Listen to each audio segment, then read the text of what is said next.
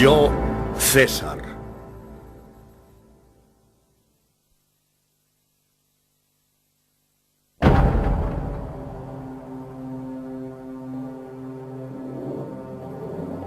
Durante más de 2000 años, el nombre de César ha sido un símbolo de poder y majestuosidad.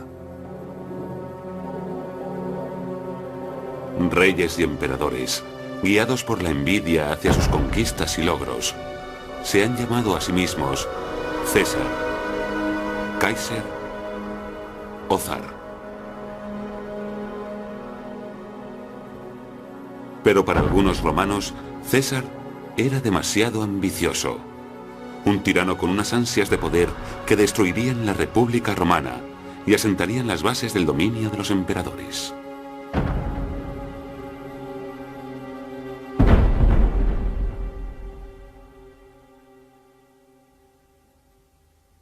No saber lo que ha ocurrido antes de nosotros es como seguir siendo niños.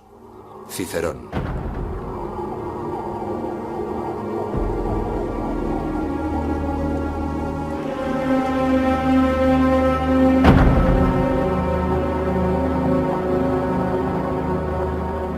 Roma, año 100 a.C. Una joven noble daba a luz bajo el calor del verano.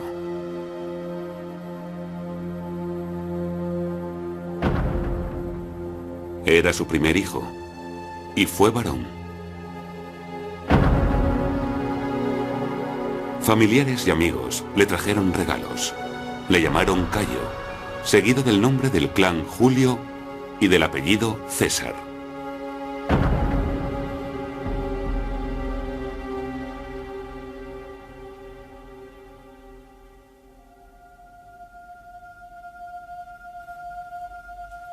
Al ser dirigía un carro tirado por cabras y simulaba ser un general victorioso.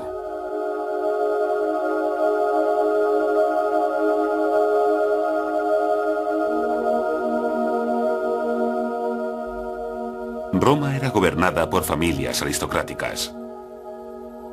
El joven César recibió desde niño una educación que le llevaba a seguir los pasos de su padre. Julio César tuvo una infancia muy dura. Su madre era muy estricta y le pegaba cuando cometía cualquier tipo de equivocación. Le encaminaron hacia la grandeza a base de malos tratos. Le adoctrinaron con la idea de que su papel en la vida era mantener las aspiraciones políticas más elevadas para poder honrar a su familia.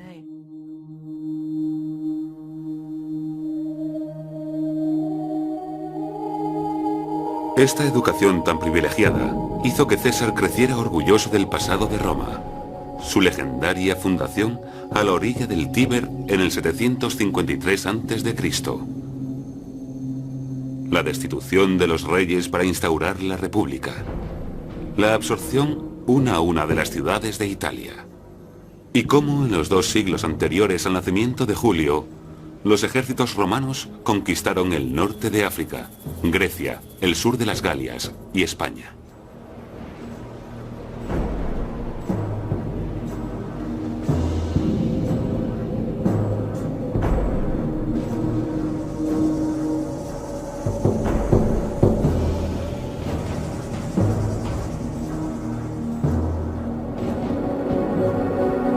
El ejercicio físico tenía la misma importancia que las clases teóricas. Al salir de la escuela, Cayo y sus amigos se dirigían a los campos abiertos de las afueras de la ciudad.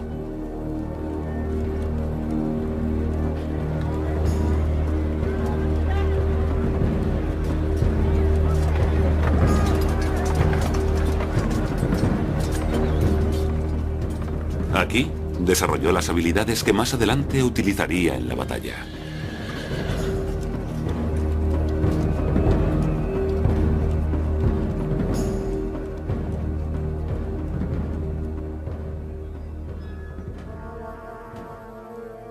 A los 15 años, César fue introducido en la vida política. Vestido con una toga, la prenda distintiva de un ciudadano de Roma, acompañó a su padre hasta el Foro, el corazón de Roma y de su imperio.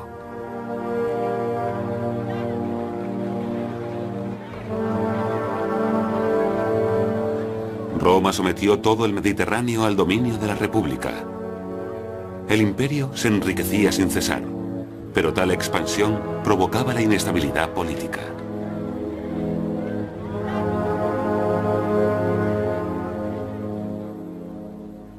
Los aristócratas de Roma competían entre ellos para alcanzar un puesto en el Senado, y los electores eran el pueblo.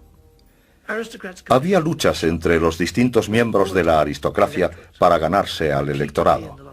Durante el último siglo antes de Cristo, se sirvieron de soldados para resolver sus conflictos políticos. El resultado fue una continuada guerra civil entre las distintas facciones.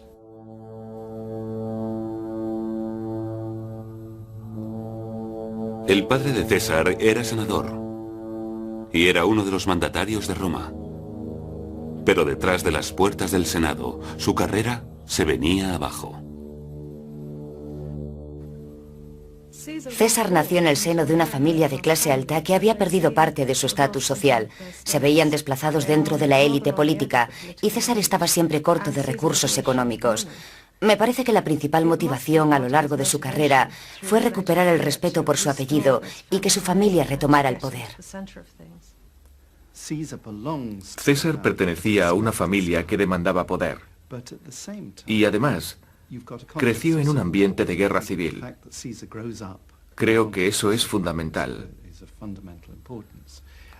Su familia no está en la mejor de las situaciones y tiene al mismo tiempo deseos de grandes logros y frustraciones familiares.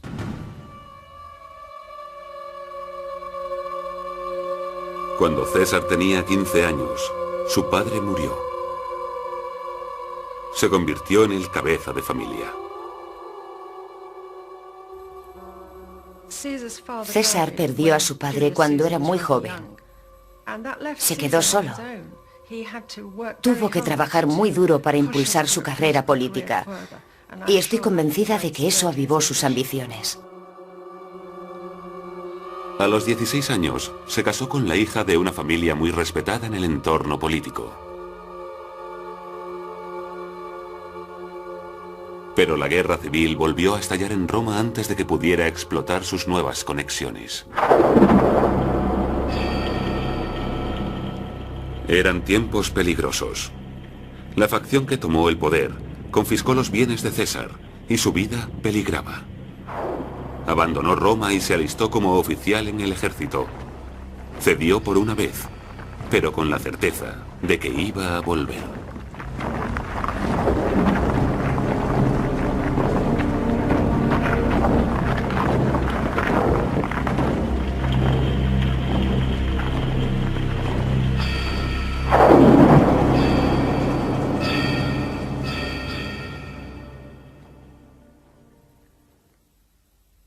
Prefiero ser el primero en un pueblo de bárbaros antes que el segundo en Roma.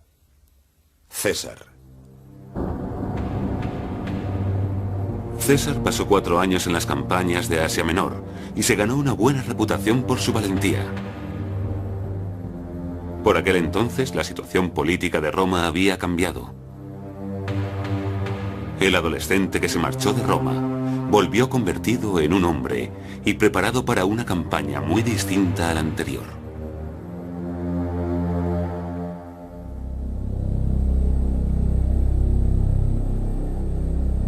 Cuidaba mucho su apariencia física.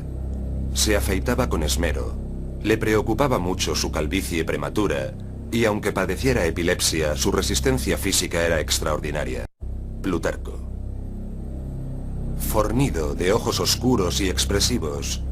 Además de cortarse el pelo cuidadosamente, se depilaba todo el cuerpo con pinzas. Suetonio. Era una persona muy superficial y extremadamente frívola. En ese sentido era muy imprevisible. Lo único que siempre estuvo presente en su vida fue su vanidad. Todo el mundo conocía su superficialidad. Era un niño mimado. El arte de hablar en público era esencial para la carrera de un joven político. Por ello, César se dirigió a la isla de Rodas para aprender de un famoso profesor griego de oratoria. Durante la travesía, le capturaron unos piratas y le hicieron prisionero en una isla. Cuando los piratas le exigieron un rescate de 20 talentos, César soltó una carcajada. ¿No saben quién soy?, dijo, y se ofreció a pagar 50. Plutarco. Mientras sus compañeros se embarcaron en busca del dinero, César se acomodó entre sus captores. Cuando quería dormir, les pedía que se callaran. Les leía poesías, y si no alababan su trabajo, les insultaba a la cara y les llamaba salvajes y analfabetos. Se reía de ellos y les amenazaba con colgarlos. Plutarco. Los piratas ignoraron sus amenazas, y una vez que se pagó el rescate, lo liberaron. Pero César lo tenía todo planeado. Persiguió y capturó a sus secuestradores y ordenó que los crucificaran. Dado que en realidad los admiraba, aceleró su muerte degollándolos a todos.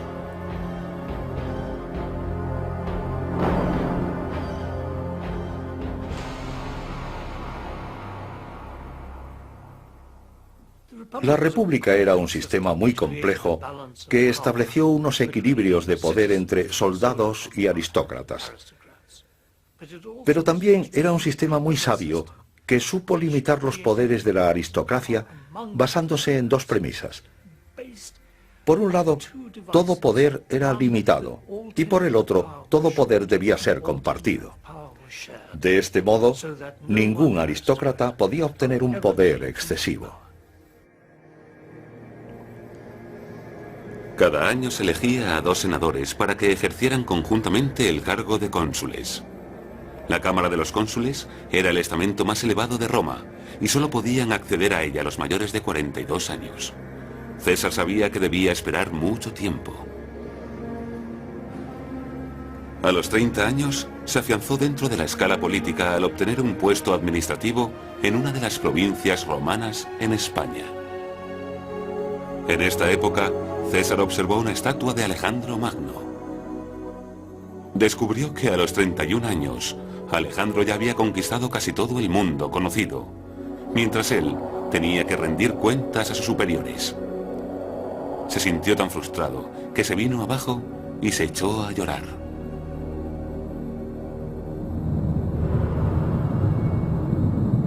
Después de un año en el extranjero, volvió a Roma. Su cargo en España le garantizaba un destino vitalicio en el Senado.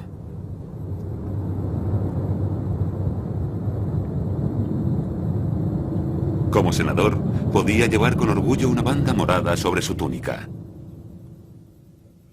El morado, que se elaboraba con caracoles de mar, era el más caro, y por ello el más preciado de todos los colores. La muerte de su primera esposa permitió que César volviera a contraer matrimonio. Su nueva mujer, Pompeya, le aportó una nueva alianza con una poderosa facción del Senado, así como una gran fortuna, esencial para cualquier persona ambiciosa. Pero la élite no aceptaba a César, de modo que adoptó una audaz estrategia y se dirigió a los pobres de la ciudad. Hizo campaña en las barriadas de Roma. La vida de los pobres debía de ser horrible, sucia y corta. Las calles estaban masificadas. Roma creció muy deprisa y las casas se construyeron sin orden ni concierto. La gente se apiñaba en pequeñas chabolas. Las enfermedades se extendían sin remedio. Algunas casas estaban conectadas al alcantarillado, pero la mayoría no.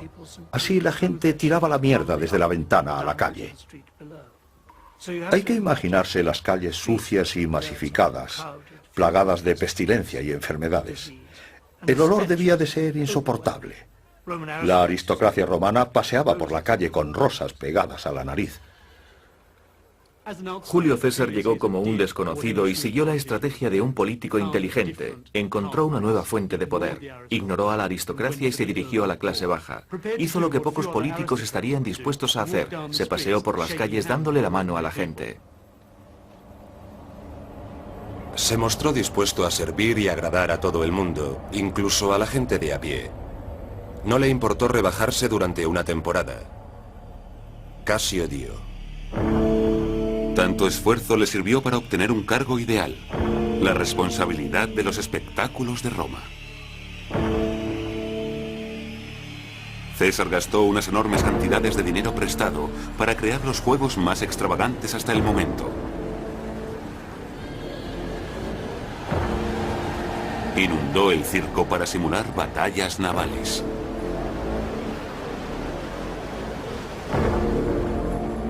Se importaron numerosas bestias del norte, rejas de gladiadores vestidos con plata.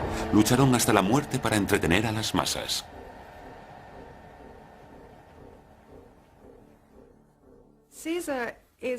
César era lo que yo llamo un político populista.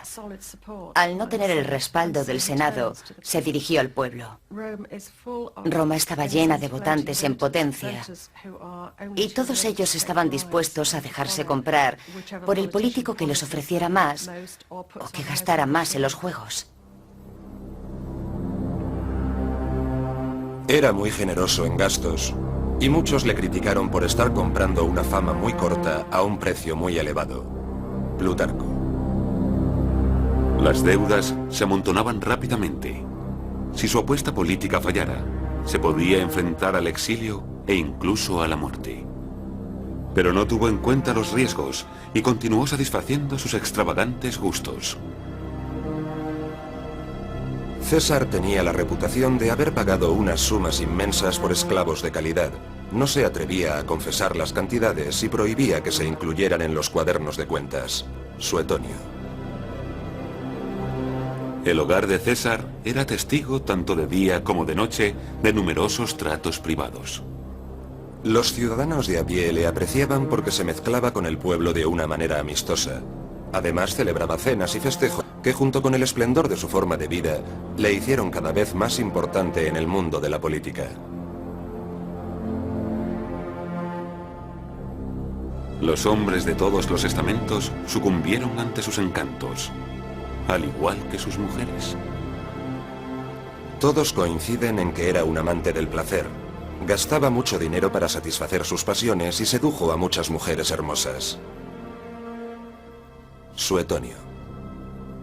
De noche Julio César era un aristócrata romano. Celebraba cuantiosas cenas con festejos y mujeres. De día era muy distinto. Un tirano, como un matón de la mafia.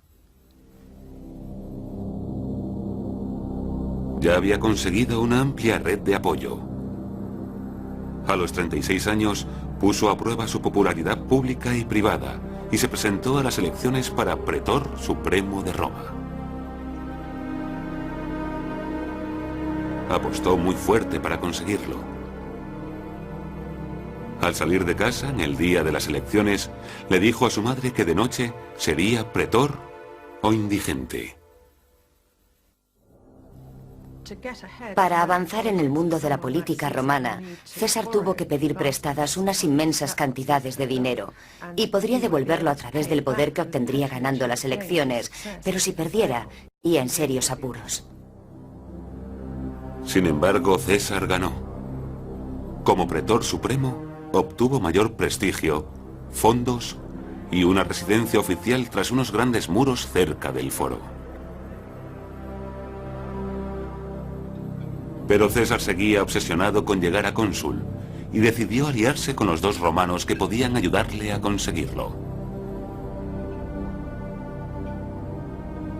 Primero, Craso, un aristócrata con enormes riquezas.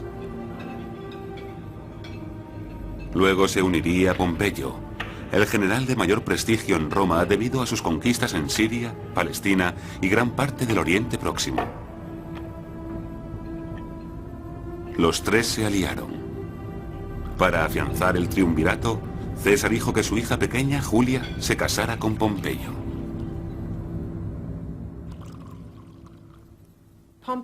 Pompeyo y Craso eran muy ricos y poderosos.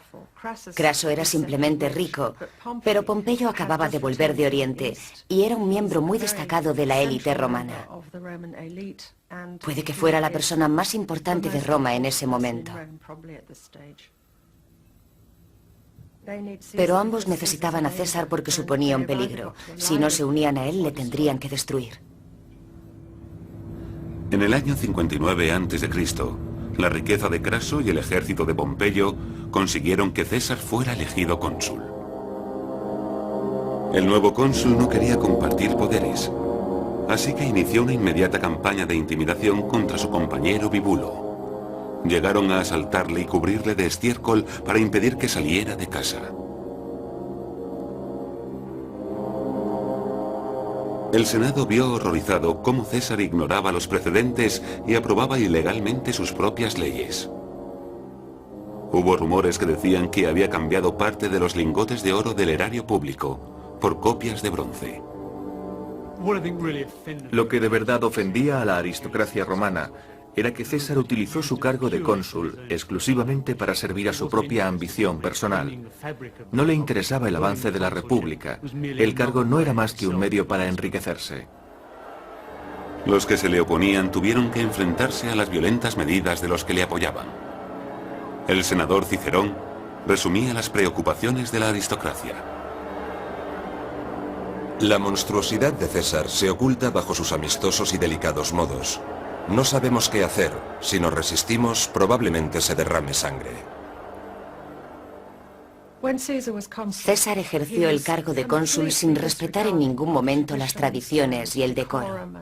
No se preocupó de llevarse bien con sus compañeros del Senado, algo que se consideraba muy ofensivo. Lo peor es que recurría a la violencia. Tenía esbirros que daban palizas por la calle. Roma parecía una ciudad sin ley. La política era un negocio muy competitivo y brutal.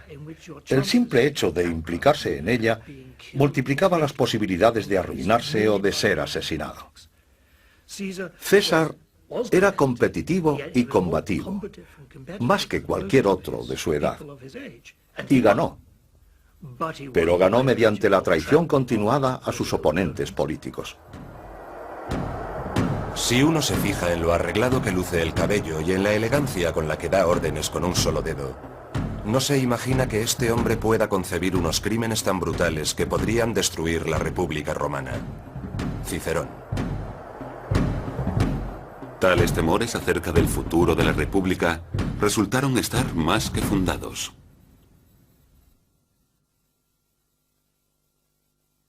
César llevó el Imperio Romano más allá de los límites del mundo habitado. Plutarco. La aristocracia romana competía por saber quién podría librar más batallas y conquistar más civilizaciones extranjeras. Julio César conquistó más pueblos que cualquier general anterior a él. Al acabar su polémico año como cónsul, César se preparó para su elección automática como gobernador de una gran provincia. Sus enemigos del Senado intentaron que se le designara gobernador de los bosques y sendas de ganado de Italia. Pero César tenía el suficiente apoyo para rechazar ese insulto. Fue elegido gobernador de Illyricum y la Galia Cisalpina.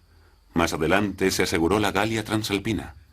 Como comandante de las legiones de sus provincias, consiguió establecer una enorme zona de influencia. Necesitaba dinero desesperadamente y estaba dispuesto a hacer lo que fuera necesario para conseguir el respaldo de un ejército a lo largo de su carrera política. Esperaba mejorar su estatus social de este modo. Quería construir su imagen como César. Estaba claro que lo que quería era una guerra. No esperó mucho tiempo. En la primavera del año 58 a.C., interceptó y venció a los helvéticos en su migración desde los Alpes hacia las tierras romanas. Después, sin el permiso del Senado, se dirigió al norte invadiendo las tierras aún no conquistadas de la Galia.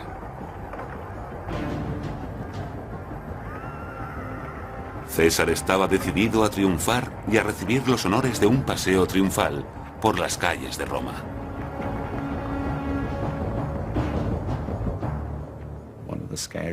Una de las reglas más terribles que introdujeron es que para conseguir un triunfo había que matar a 5.000 personas. Digamos que estamos hablando de un mínimo de 5.000 muertes por guerra. No hay duda de que las muertes durante estas batallas son incalculables. y la mayoría a cargo de una maquinaria militar romana que apenas se cuestionaba los principios morales de sus conquistas. Obtuvieron 70 victorias en 200 años. Roma estaba centrada en la expansión. La dirección o la amplitud de tal expansión no se planeaba. Se basaba en las decisiones de los generales victoriosos. Los romanos fueron la civilización más beligerante del mundo mediterráneo.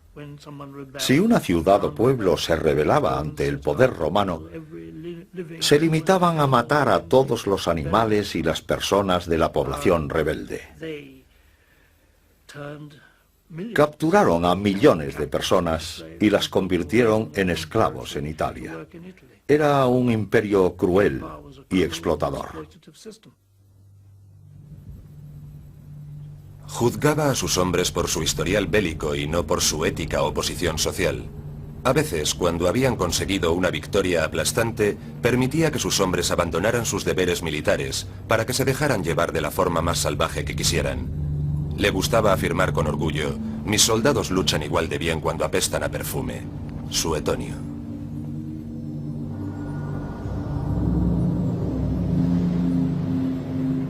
La campaña de César fue implacable. Consiguió someter a más de 60 tribus al dominio romano. En el año 55 a.C. se convirtió en el primer hombre que cruzó el Rin. En el 54 pasó a ser el primer romano que alcanzó la desconocida isla de Britania.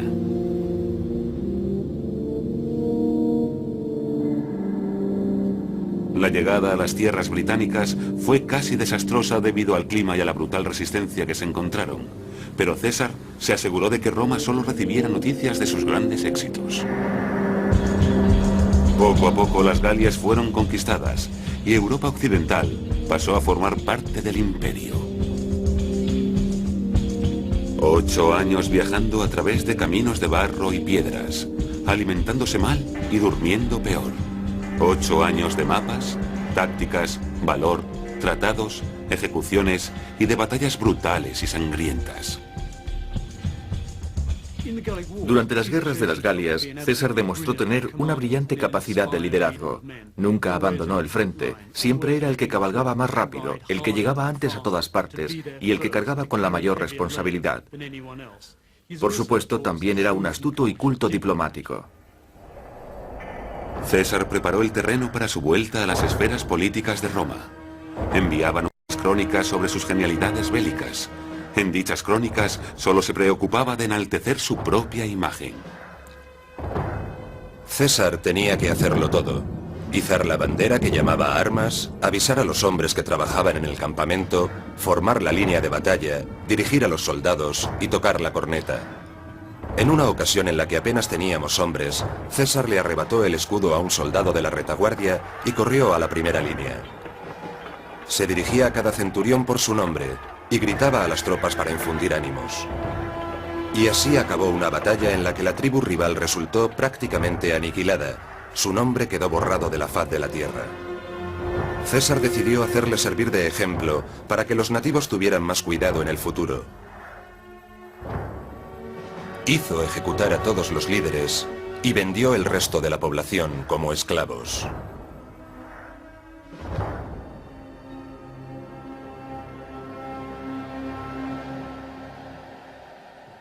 En menos de 10 años conquistó lo que hoy es Francia y al observar las islas británicas decidió que no merecía la pena ocuparlas.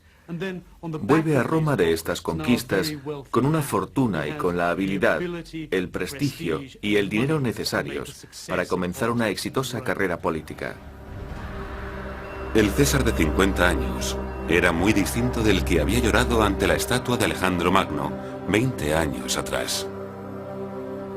Ya conocía la sensación de la victoria y la dulce satisfacción de saberse poderoso. Era omnipotente en las Galias y no estaba dispuesto a ceder un ápice de su poder. La próxima batalla la libraría contra la mismísima Roma.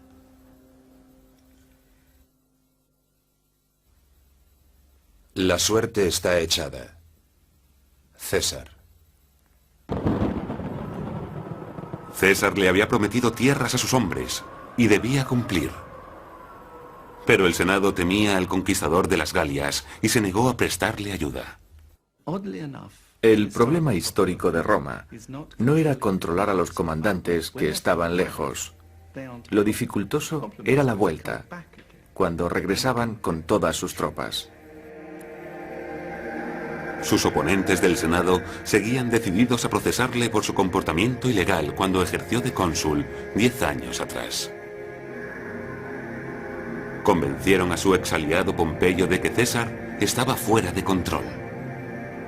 La alianza entre los principales generales de Roma se rompió. Cuando el Senado ordenó a César que cediera sus ejércitos, él entró en cólera y le declaró la guerra a Roma. Algunos oponentes, como Cicerón, expresaron el odio que muchos sentían hacia César. Este personaje tan perturbado y miserable alega que sus actos responden a su honor. ¿Acaso hay algún honor en amenazar al Senado con un ejército? ¿Cómo es posible que se inicie una guerra civil en nombre del honor de una persona? César necesitaba logros y poder. La ética aristocrática le llevaba a doblegar a sus enemigos. Si alguien te humilla, debes devolverle la humillación. Has de restablecer tu honor, tu dignidad y tu amor propio. Y declaró esta guerra civil para recuperar su amor propio. Solo tenía dos opciones. Podía entregar sus ejércitos y enfrentarse a un juicio, al exilio e incluso a la muerte, o podía luchar.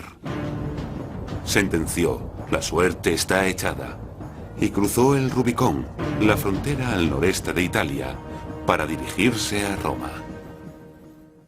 Cuando cruzó el Rubicón para entrar en una guerra civil, dijo aquello de «la suerte está echada». Tenía dos significados.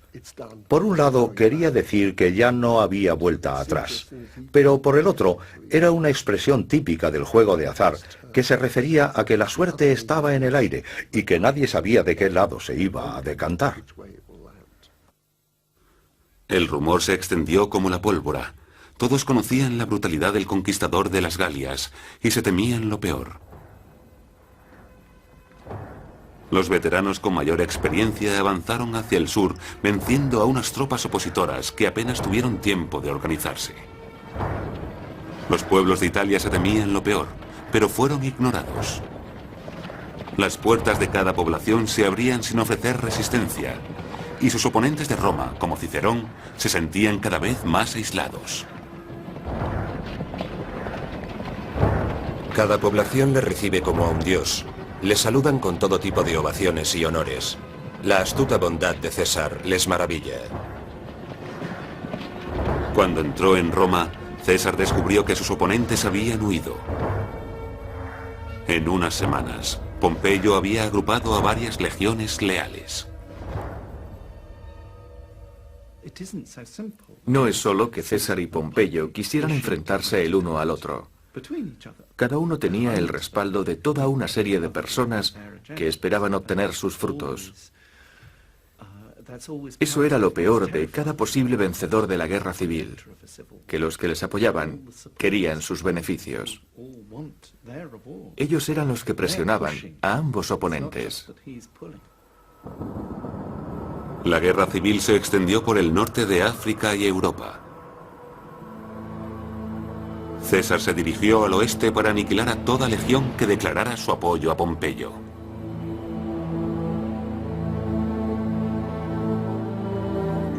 Tras vencer en España, se dirigió a Grecia para enfrentarse a Pompeyo en la llanura de Farsalia.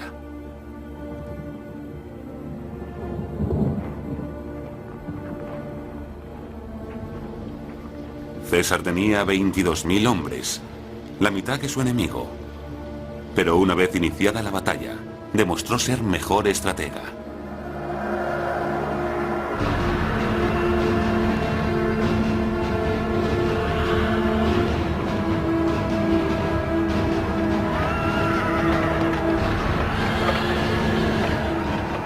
Desplegó a sus tropas en el momento justo y derrotó a un adversario que se dejó llevar por el exceso de confianza.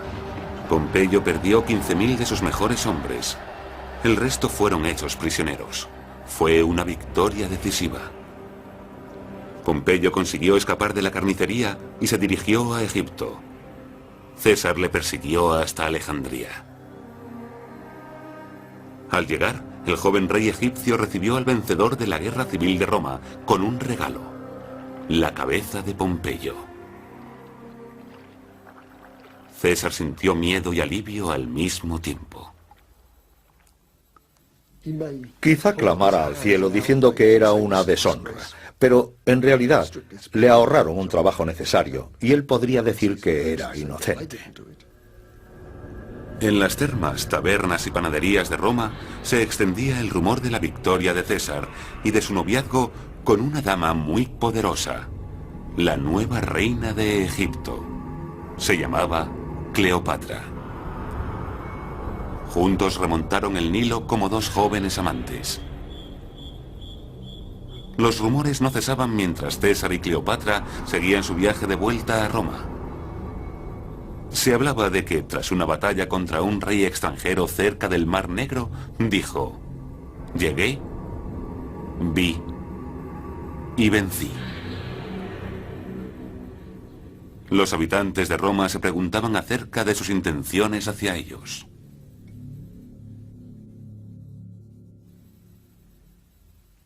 Yo no soy rey, sino César. En el 46 a.C., a los 54 años, César consiguió desfilar triunfante a través de Roma. El momento con el que había soñado desde joven había llegado. Y por fin pudo entrar victorioso en Roma. Llevaba una túnica morada y los pómulos pintados de rojo. La túnica tenía soles y estrellas de oro. Detrás del carro, que arrastraban 4 toros blancos, había atado un enorme falo en homenaje a la virilidad de César. Pero a su espalda había un esclavo que no dejaba de repetirle: recuerda que no eres más que un hombre. Evidentemente, quiere la fama y la gloria como recompensa por sus victorias. Pero ambas derivan del hecho de que lo hizo todo por el pueblo romano. Los conquistadores romanos siempre usaban esa terminología. He conquistado en nombre del pueblo romano, por eso me aplauden y me apoyan. Guiado por el miedo y el respeto, el Senado nombró a César dictador. Un cargo que se designaba en épocas de crisis y solía durar 6 meses. Su elección fue para 10 años, una duración sin precedentes. La guerra civil había perturbado a Roma y a toda Italia. El gobierno se había venido abajo. Habían sacado a los veteranos jubilados de sus granjas. El dinero del Estado se gastó en ejércitos y armas. Roma tuvo suerte de que ningún pueblo vecino estuviera capacitado para aprovechar estas debilidades.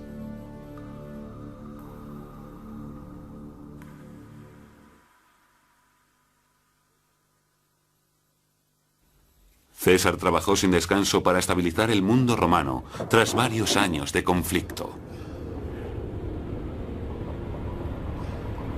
César estaba acostumbrado a escribir o dictar y leer al mismo tiempo. Podía dictar a sus secretarios hasta 7 cartas simultáneamente.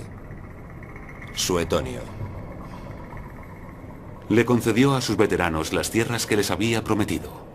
Inició una serie de obras públicas, bibliotecas, canales y un puerto. También cambió el inexacto calendario lunar por el año solar de 365 días.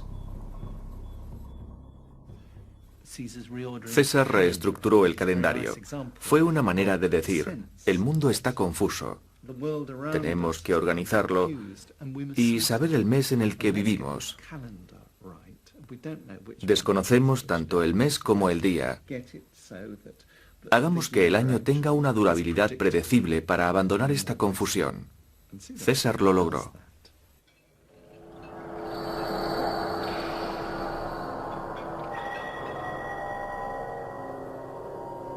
Había luchado durante 30 años para alcanzar el poder. Por fin vivía con toda comodidad, pero no tenía soluciones reales para los problemas de la República.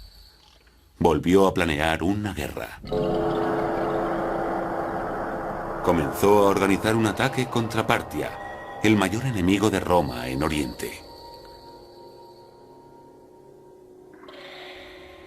Antes de partir en su campaña, César aumentó el número de senadores y así devolvió el favor a aquellos que le apoyaron durante la guerra civil. El dictador pasó a llevar continuamente una toga morada. Declaró su cumpleaños fiesta oficial. Más adelante cambió el nombre de su mes de nacimiento, Quintilis, por Julius, Julio. Los senadores, e incluso sus amigos, empezaron a preocuparse ante tales alardes de poder. Muchos senadores se negaban a aceptar la posición que ostentaba César. Era el dictador, pero se comportaba como un rey. Y los romanos habían acabado con sus reyes muchos años atrás. La palabra rey era la más peligrosa de cuantas se podían pronunciar en la política romana. Además estaba ignorando a su tercera esposa, Calpurnia, en favor de su reina extranjera, Cleopatra. La había alojado en una villa con su hijo ilegítimo, Cesarión. Incluso hizo levantar una estatua de ella en un templo cercano al foro. Muchos lo consideraban inaceptable e impropio de Roma. Pero en febrero del año 44 a.C., el pueblo le eligió dictador vitalicio. Sus oponentes se encolerizaron. Parece que se le subió todo a la cabeza. Y en un momento dado, recibió un poder que la aristocracia romana consideraba inaceptable. Pero cuando el pueblo le dio tal poder, considerarían que podía seguir adelante con ello. Roma no estaba contra él. Eran los aristócratas que no soportaban la idea de un mandatario perpetuo. El hecho de que César fuera dictador vitalicio evitaba que la clase política pudiera ejercer el mando que ellos consideraban su derecho inalienable. La República estaba paralizada. Incluso los aliados de César empezaron a darle la espalda.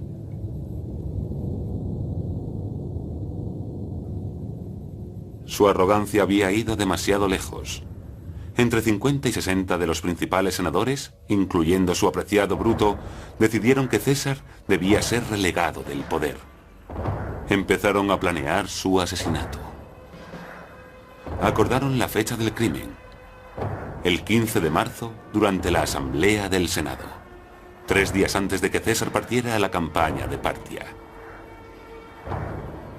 César se dirigió al Senado. Había despedido a sus guardaespaldas porque prefería morir a vivir bajo un miedo constante hacia la muerte. El edificio del Senado estaba en construcción, así que la reunión se celebró en el único teatro de piedra de Roma, el mismo que construyera su enemigo Pompeyo.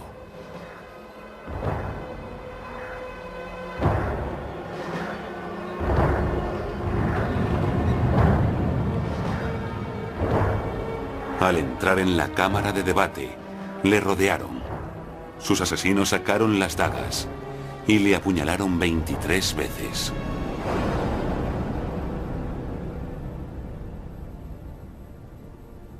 César se desplomó, tapándose con la toga, para que nadie le viera morir.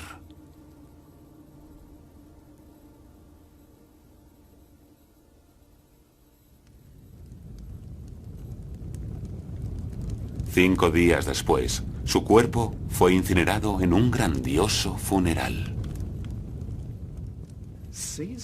En el asesinato de César, participaron incluso las personas más cercanas a él, porque temían no poder controlarle. Cuando les preguntaron por los motivos del asesinato, su respuesta fue más clara que el agua. Libertas, libertad. Puede que sea un término muy vago y difícil de definir, pero el que no lo entienda está en un verdadero apuro. Lo hicieron por la libertad frente al dominio arbitrario por parte de una sola persona, por la libertad de palabra y de pensamiento. Tenían toda la razón al afirmar que la dictadura de César marcaba el inicio de una era de mandatos autoritarios que privarían de las libertades fundamentales a los ciudadanos de Roma. Le mataron por todo eso e hicieron lo correcto. Si te importa la libertad, no puedes aceptar a un dictador ni a un mandatario autárquico. Supongo que César fue un ejemplo de lo brutal, exitosa, calculadora y desconsiderada que podía ser Roma.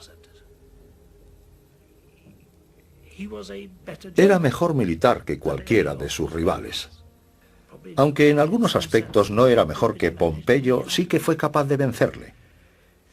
Y fue el más inteligente, si tenemos en cuenta que aprobó leyes que aguantaron más tiempo que las de sus predecesores. Yo le considero el mejor de los militares políticos, pero no era más que un militar, no un emperador para gobernar pensando en el largo plazo.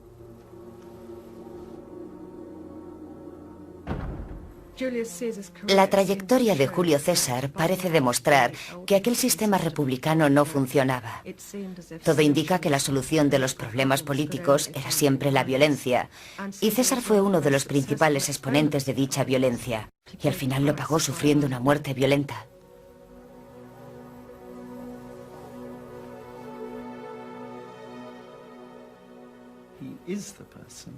Fue la persona que marcó el límite entre el sistema antiguo y el moderno. Sin pararse a planearlo, dibujó un esquema de lo que es el sistema moderno. Yo diría que lo hizo involuntariamente. Hay toda una serie de circunstancias que determinan la consideración que va a recibir un mandatario en el futuro. Y debido a todo lo que le rodeó, hay un nombre que prevalece como forma de describir a quien gobierna en Roma: César.